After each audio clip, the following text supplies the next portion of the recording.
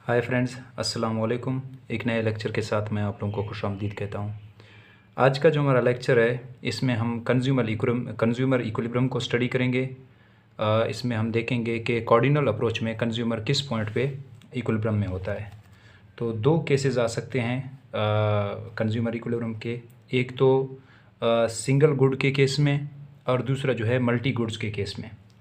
तो single goods के case में जब एक चीज़ हो तो सिंगल गुड केस, तो जब एक ही चीज़ हो तो कंज्यूमर उस पॉइंट पे इक्विलिब्रियम होता है when the marginal utility of the commodity is equal to the price of the commodity. जो चीज़ कंज्यूमर कंज्यूम कर रहा है, जो लेना चाहता है, उसकी marginal utility, when marginal utility becomes equal to the price of that commodity, that would be the equilibrium position for consumer in case of single good in case of single good। तो वो consumer equilibrium का point हो जाता है। अब ये दोनों कब इक्वल हो जाते हैं, अगर इसको हम प्रूफ करना चाहें तो इसके 2-3 स्टेप्स हैं। देखें, ये हमें अच्छे से पता है कि जो यूटिलिटी है, utility is a function of quantity.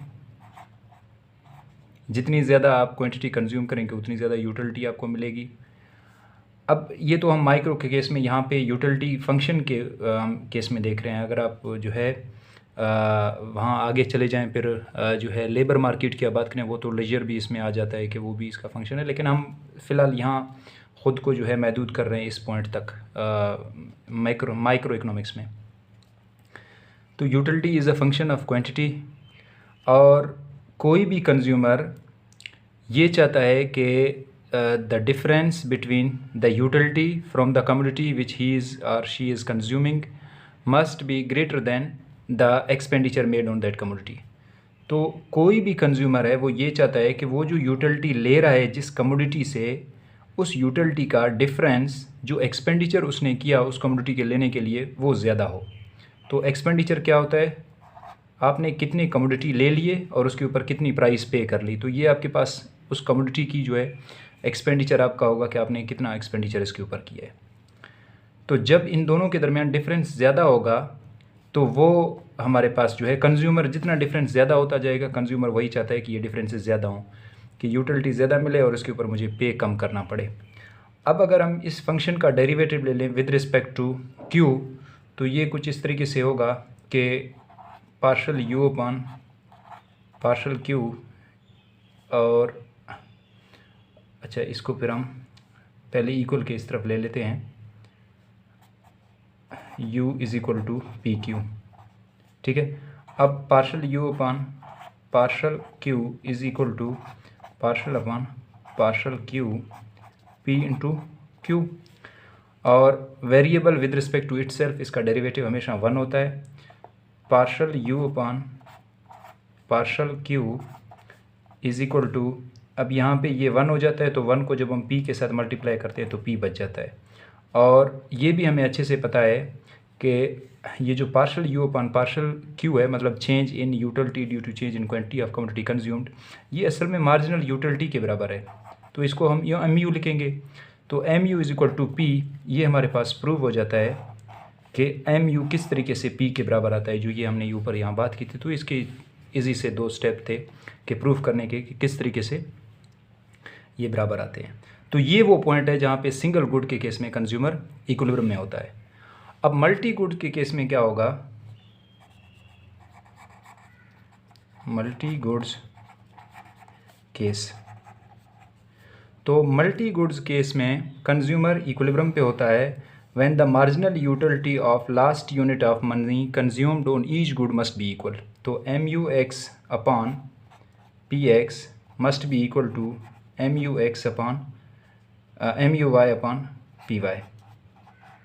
इनकी मार्जिनल यूटिलिटी बराबर होनी चाहिए। या हम ये भी कह सकते हैं कि mu(x) जब क्रॉस इनको वो कर लेते हैं, प्राइस को एक तरफ ले लेते हैं और यूटिलिटी को एक तरफ, तो mu(x) upon mu(y) is equal to px upon py। तो mu(x) अपॉन mu(y) मतलब जो मार्जिनल यूटिलिटी इनके दरमियान जो रेशो है mu(x) upon mu(y) must be equal to px upon py। अब ये जो mu(x/mu(y) मतलब द कंज्यूमर्स विलिंगनेस, ये उसकी विलिंगनेस है to change y due to change in x, मतलब change in y for requiring an additional unit of y। तो x के अंदर वो चेंज उसकी विलिंगनेस है,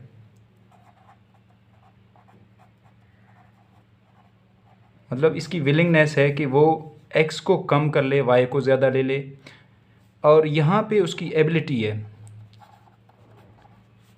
मतलब एबिलिटी टू पे फॉर दिस विलिंगनेस, इस विलिंगनेस के लिए उसकी जो एबिलिटी है वो यहाँ पे है। तो कंज्यूमर इक्विलिब्रियम में उस पॉइंट पे होता है जब उसकी एबिलिटी और उसकी विलिंगनेस दोनों का आपस में इक्वेशन बराबर आ जाए, कि यहाँ पे ability to bring this change और यहाँ पे उसकी willingness to make a change. तो ये दोनों जब आपस में बराबर आ जाते हैं तो वो कंज्यूमर का इक्विलिब्रियम होता है।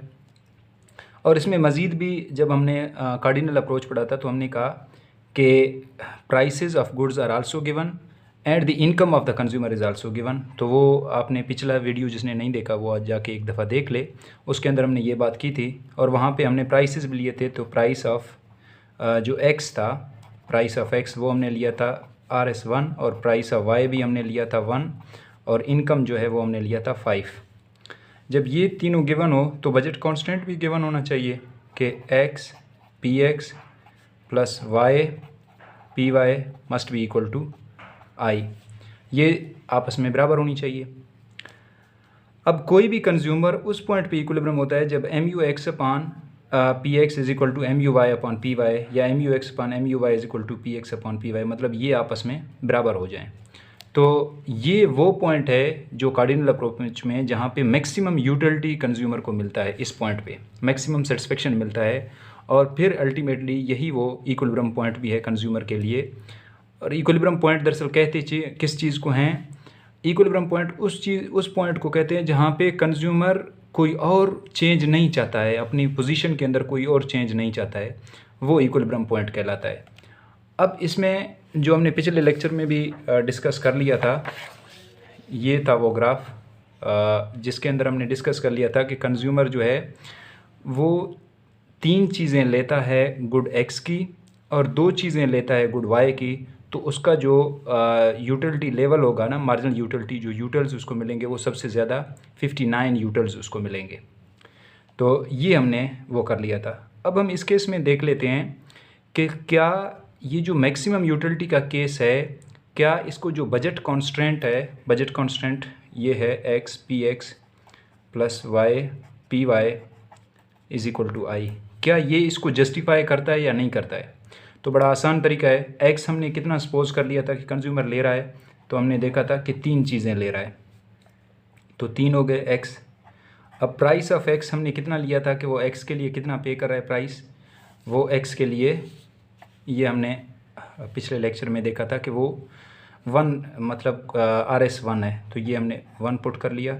प्लस y वो कितना ले रहा है, जब उसका इनकम टोटल 5 है तो उसमें से 3 चीज़ें ये ले रहा है, और तो फिर 2 चीज़ें ये ले सकता है जब प्राइस 1 हो, तो 2 ले रहा है वो y की, और प्राइस ऑफ y कितना है, प्राइस ऑफ y भी 1 है। फिर आगे इनकम हमारे पास कितना था, इनकम भी 5 है, तो 3 1s are 3 plus 2 1s are 2 is equal to 5, तो 2 + 3 5, तो 5 इज़ इक्वल टू 5।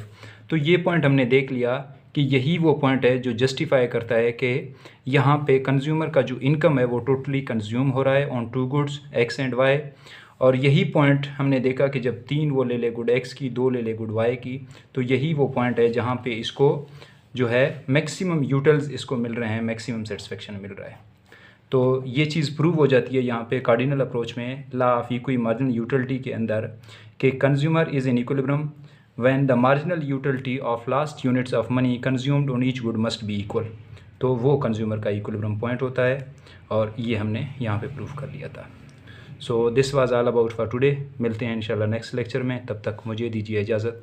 अल्लाह निगहबान।